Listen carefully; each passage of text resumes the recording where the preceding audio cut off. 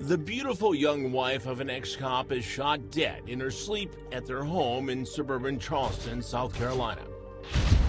Mila is found lying on the bed and is apparently dead due to a single gunshot wound to the back of the head. But the hunt for the killer of Ludmila Hiers will find police waging a battle of wits with a sexually twisted and dangerously cunning chameleon. He could blend in many different situations. And investigators are desperate to get their man before other young women fall prey to his deadly charms. He knows how to make them feel comfortable and to get them to warm up to him. Dan and Ludmila Hiers had lived a quiet life with no children in the Charleston bedroom community of Goose Creek. Dan made his living in construction and security after leaving the police force, while Ludmila worked in the shoe department at Sears. And police can find no reason why anyone would have wanted to kill her.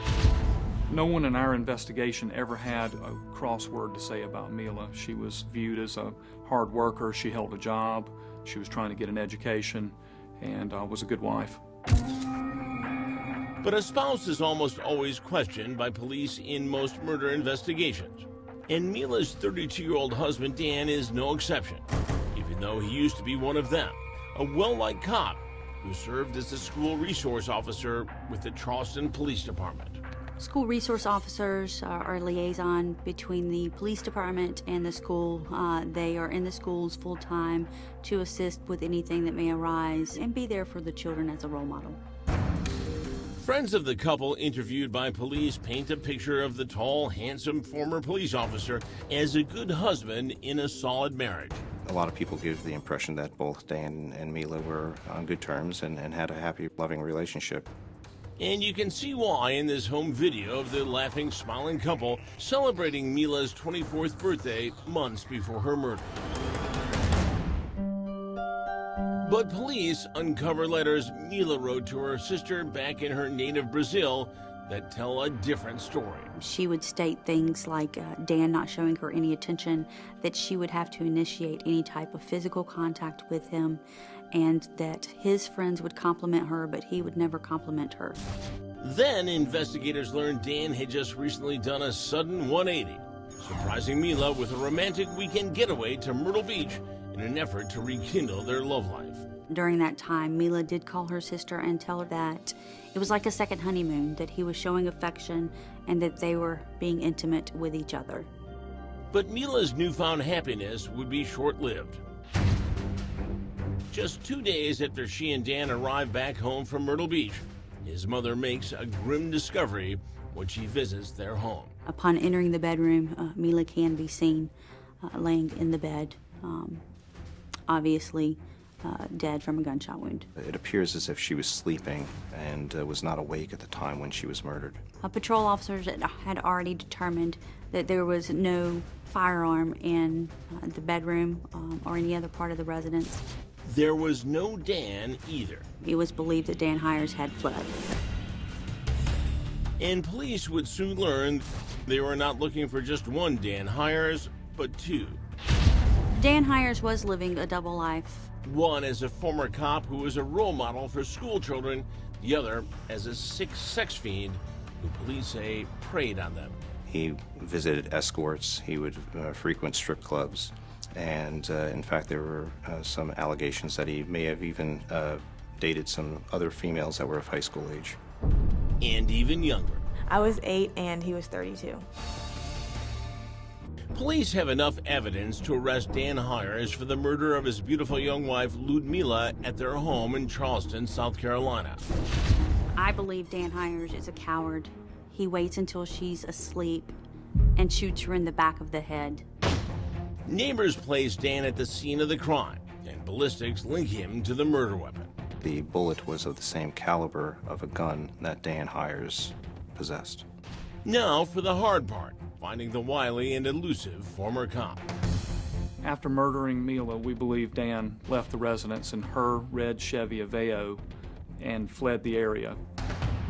Surveillance video shows him using an ATM at a convenience store about 100 miles away 2 hours later. And then after that, the last known potential location would have been in the state of Texas, where his car was found abandoned in a hospital parking lot. In Laredo, on the Mexican border. Of course, our initial investigation concentrated on him possibly fleeing to Mexico. And the U.S. Marshal Service finds itself leading an international manhunt for the fugitive accused wife killer. There have been numerous leads that we have followed up in Mexico, as well as other countries, and to include Canada, the United Kingdom, Australia.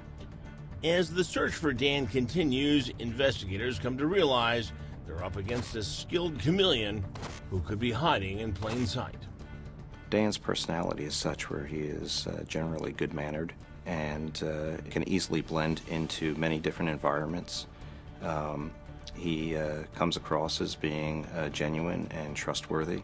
They also discovered Dan had been living a sordid, secret double life for almost his entire 7-year marriage to Mila. A lot of co-workers with Dan did not even know he was married.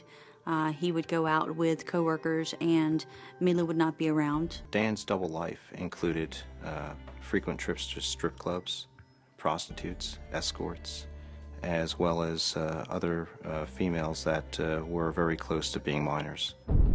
At least one of them was a minor, and police learned that Mila herself was underage, just 15, when she met Dan, then 24, while visiting the U.S. from her native Brazil. He would woo her long distance for 2 years before Mila's father finally allowed her to move to Charleston to be his child bride when she was 17. The family wanted her to have an opportunity to live in America, to have a better life. But that dream was shattered immediately, according to this letter Mila sent to her sister shortly after the wedding. Mila writes, "I don't know if he's getting better, but at least he's not getting worse. I think that he is not worried to lose me because he thinks I belong to him." It's not clear whether Mila knew Dan was cheating on her with other women, but she certainly could never have imagined he would sexually assault a little girl still in elementary school. He's like, just don't tell anyone. This is our secret. Lauren Ramsey is now 19, but she was only 8, and Dan was 32 and still a cop when she fell prey to him at a Charleston karate school where they both were studying martial arts.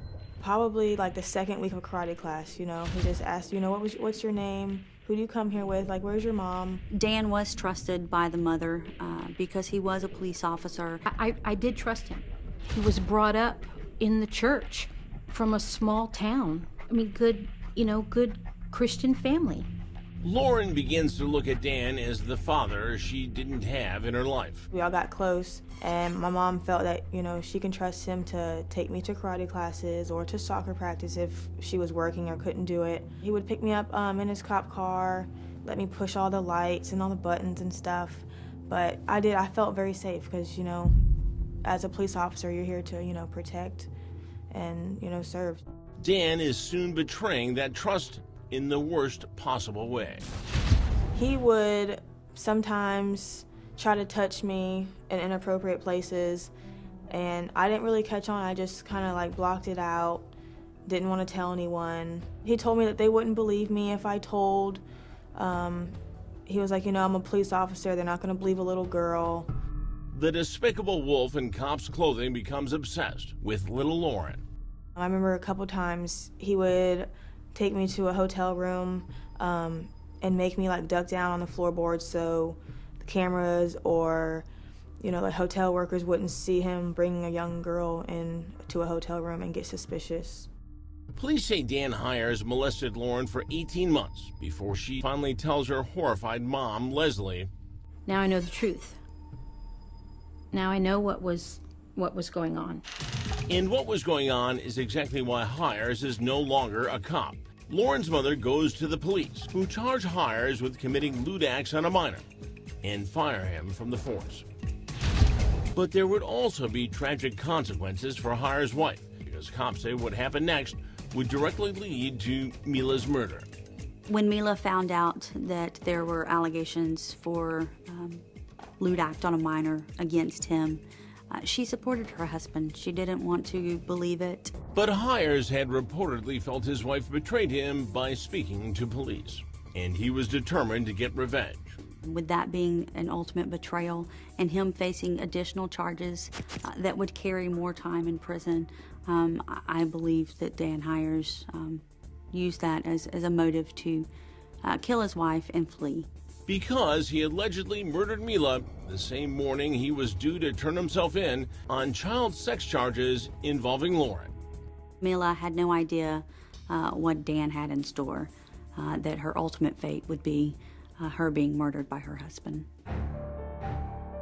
At his darkest hour, she supported him, and in her darkest hour, he killed her. And now, 10 years later, police are still searching for Dan Hiers, who's become one of the most sought fugitives on the U.S. Marshal's top 15 most wanted list. He goes after and violates our young children. He is a suspect in a murder, but also he was a former law enforcement officer. It was a position of trust, and he violated that trust. Dan Hiers is a coward, a child molester, and a monster. He needs to be taken off the streets.